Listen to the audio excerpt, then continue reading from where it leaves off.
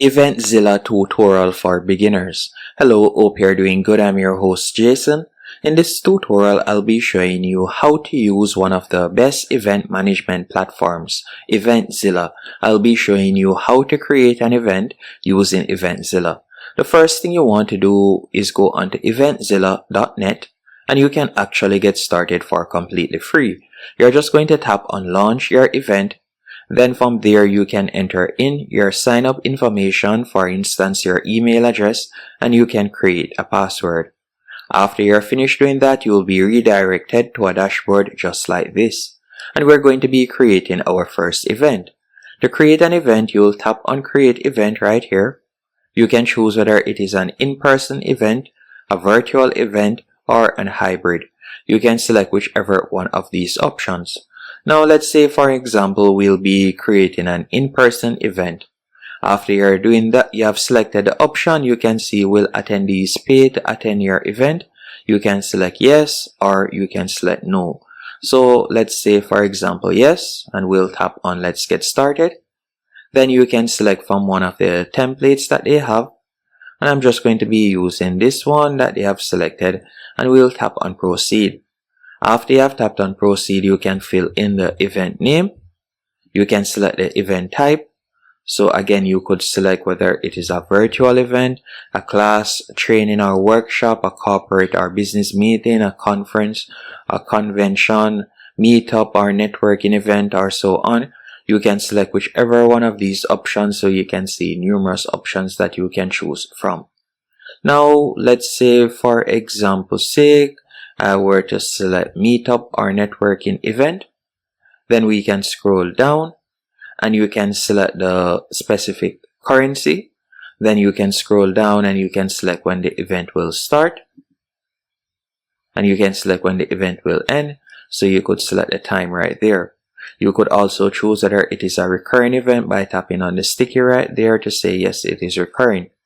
After you're finished doing that, you can add a cover image for your event. So you could tap on upload your own, or you could tap on build with their library, and you can choose the library right here. You can browse from their library. Let's say this one, and we'll simply tap on done. After you're finished doing that, you can either choose to enable reserve seating for this event, or you can leave it as is. You could also add an event host if you will not be the one that will be hosting the event. Then you can put in organize their description, and you're going to tap on save and continue. So just let me add in a quick description. Then we'll tap on save and continue. After you have tapped on save and continue, you'll be redirected to this page. And again, you can choose whether in-person, virtual, or hybrid. Then you're going to tap on add a new venue, and you can fill in the venue information right there. So we could enter in the venue information. You can add in the venue title. So I'll type in test venue. And you can add in the address line. I'm just going to be making up some information right here. After you have added in the location, you'll be redirected to this page. And from here, you can choose the registration ticket type. And we're going to be selecting paid ticket. After you have selected paid ticket, you can give the ticket a name. So this is where you'll be able to create the different tiers. So for example, I'll type in general. Then you can add in description. And you can scroll down and you can set the price that you would like to sell it for. And you can also add in the available quantity. Then you can also select the time that persons will be able to purchase it. So the start and end date. And you can choose specify an access code for this ticket type. You could toggle that on if you want. And you can also view the advanced options. Then you'll simply scroll down and you're just going to tap on save and add another. Or you can choose to save and close. You have different options that you can choose from. So you can select, for example, general tickets. Then you could also create VIP tickets and so on. So you have different options that you can use. Then by scrolling down, you can choose to either pass on the fee to attendees, or you can choose to pay the fees from Eventzilla. because remember that this is a business, so Eventzilla charges a percentage. You can either choose to pass on the fees to your attendees, so it will be in the event ticket price, or you will be the one to pay it. So you can see the fee right there would be $3.24. After you're finished doing that, you can scroll down, and from here you can add your payment gateway, whether that is PayPal, Stripe, or Square. You can add whichever one of these payment gateways, or you would like to accept offline payment, you can select that also. And you can scroll down, you can see the different options that they offer.